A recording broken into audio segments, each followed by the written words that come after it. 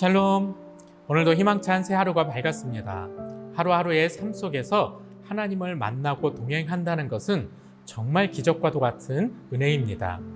세상을 창조하신 하나님께서 우리를 지켜주시는 것뿐만이 아니라 우리와 함께 걷고 계신다는 것은 말로 표현할 수 없는 놀라운 축복입니다.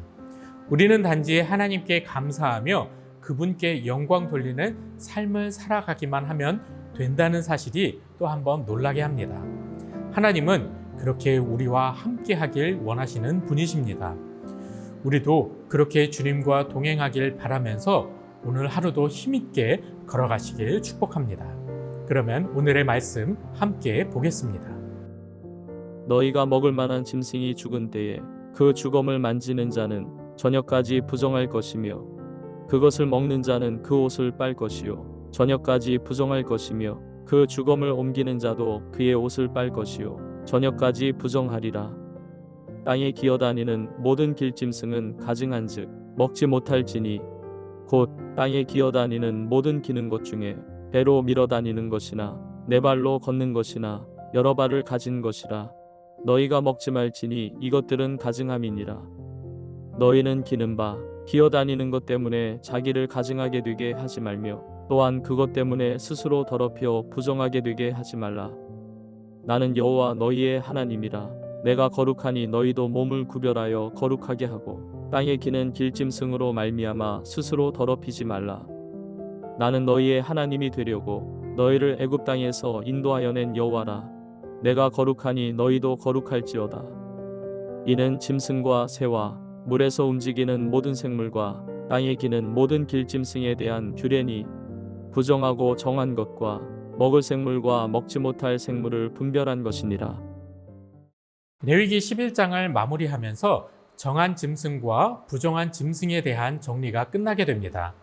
부정한 동물을 잡아먹어서는 안 되고 정한 동물이라도 그 주검을 만져서는 안 됩니다.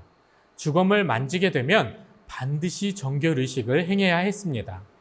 그것이 이스라엘 백성들이 하나님의 언약 백성으로서 거룩함을 유지하는 비결이었습니다. 여기서 우리가 한번 생각해 볼 문제가 있습니다. 하나님께서 과연 정한 동물, 부정한 동물을 왜 구분해 놓으셨냐는 겁니다. 하나님께서 세상을 창조하시면서 동물을 악하게 창조하지는 않으셨을 텐데 말이죠. 하나님이 세상을 창조하셨을 때에는 육식이 허용된 것은 아니었습니다. 육식을 하지 않아도 에덴 동산에는 먹을 것이 풍부했습니다. 선악과만 빼면 무엇이든 먹을 수 있었습니다. 육식에 대한 고민이 필요 없었습니다. 그런데 인간이 죄를 짓고 에덴 동산에서 쫓겨나고 시간이 흘러 노아 시대에 대홍수가 있었습니다. 대홍수 이후 세상은 망가졌고 그 이후 육식이 허용되었습니다. 그러면서 먹을 수 있는 동물과 먹으면 안 되는 동물에 대한 구분이 필요해졌습니다. 레위기에 나오는 정한 동물과 부정한 동물의 구분은 참 복잡하지만 그 동물들의 습성을 기억하면 됩니다. 먼저 사냥을 통해 다른 동물의 생명을 취하고 먹이를 얻는 짐승은 부정한 동물입니다. 그리고 아무 고기나 먹는 잡식성 동물도 부정한 동물들입니다. 그래서 사자나 호랑이, 독수리, 돼지 등이 부정한 동물이 되는 겁니다. 반대로 굽이 갈라지고 되새김질을 하는 초식 동물들이 정한 짐승이 됩니다. 소, 양, 염소 등이 정한 짐승이고 고기를 뜯지 않는 비둘기, 메추라기, 참새 등이 정한 조류입니다. 다른 동물의 생명을 취하지 않는 동물들이 정한 짐승입니다. 그리고 땅에 네 발로 기어다니거나 배로 기어다니거나 발이 많이 달린 것들이 부정한 동물입니다. 두더지, 쥐, 도마뱀, 악어, 뱀, 진해, 지렁이 등이 부정한 생명체입니다. 여러 가지 특성들이 있지만 정한 동물과 부정한 동물을 구분짓는 기준은 분명합니다. 다른 생명을 죽이는 짐승은 부정한 동물입니다. 아무 고기나 먹는 잡식성의 짐승도 부정한 동물입니다. 이러한 부정한 동물들의 특성을 볼 때 하나님의 백성이 어떻게 살아야 하는지 보여주는 것입니다.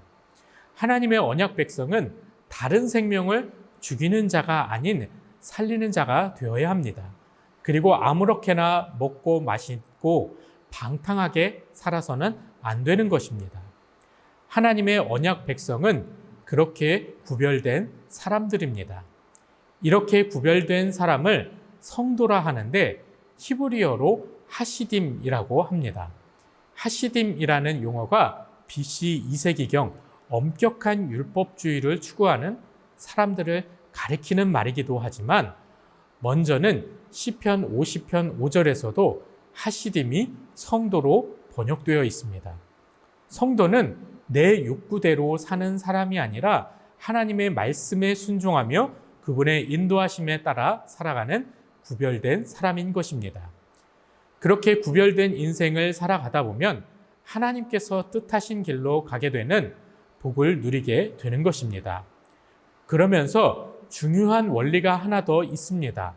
지금 레위기 11장의 말씀은 광야 생활 중에 주어진 말씀입니다.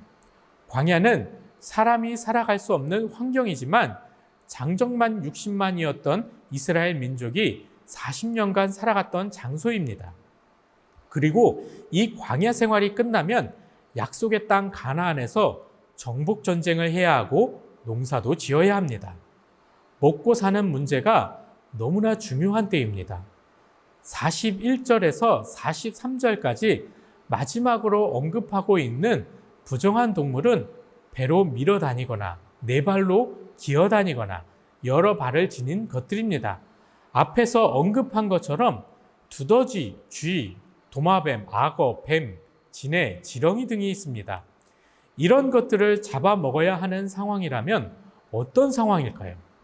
쥐를 잡아먹어야 하고 진해, 지렁이를 먹어야 하는 상황이라면 정말 먹을 것이 없어서 완전히 밑바닥까지 내려간 상황입니다. 그런데 하나님은 그 밑바닥까지 떨어지더라도 먹지 말라는 겁니다. 삶의 고통 가운데 더 이상 떨어질 곳이 없는 밑바닥에 내동댕이 쳐질지라도 구별된 삶을 살라는 겁니다. 광야에는 만나와 메추라기가 있기 때문입니다. 가나안에 들어가서 농사를 지을 때에는 풍성한 결실을 맺게 해 주시겠다는 겁니다. 구별된 언약 백성은 만나와 메추라기로 이른 비와 늦은 비로 철저하게 지켜주시고 보호해 주신다는 하나님의 약속을 끝까지 신뢰하고 기다려야 하는 것입니다. 정한 동물과 부정한 동물을 보며 우리는 하나님의 그러한 마음을 볼 수 있어야 합니다. 우리 하나님은 그렇게 세심한 분이십니다. 하루하루 살아가는 것이 광야 생활과 같이 참 고됩니다. 때로는 전쟁터와 같습니다. 삶의 밑바닥까지 떨어지는 듯한 고통을 느낄 때도 있습니다. 그런데 하나님은 우리가 먹는 음식을 가지고도 그 사랑을 보여주십니다. 매일 먹는 식사 가운데서도 내가 너를 그렇게 지켜주고 있다는 사실을 보여주시는 것입니다. 너무 고통스럽고 힘들어서 부정한 동물을 먹고자 하는 유혹이 있을 때도 있습니다. 그때 우리가 반드시 기억해야 할 사실은 우리는 하나님의 구별된 하시딤, 성도라는 사실입니다. 성도라는 정체성에 우리는 무거운 책임감과 함께 하나님의 세심한 은혜를 발견할 수 있어야 합니다. 오늘 이 하루가 그 은혜를 다시 한번 발견하는 시간 되시길 소망합니다.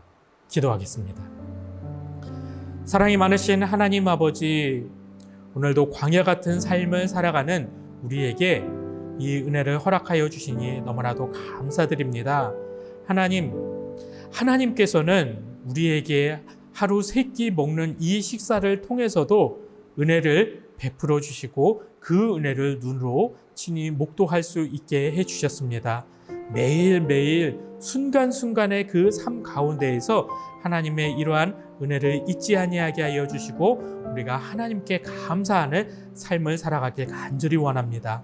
삶의 밑바닥까지 떨어질지라도 부정한 것을 취하고자 하는 그 유혹을 뿌리치게 하여 주시옵시고 우리가 하나님을 신뢰하고 하나님을 붙잡는 것을 놓치지 아니하게 하여 주시고 주님과 늘 동행하는 믿음의 삶을 살아갈 수 있게 주님 축복하여 주시옵소서.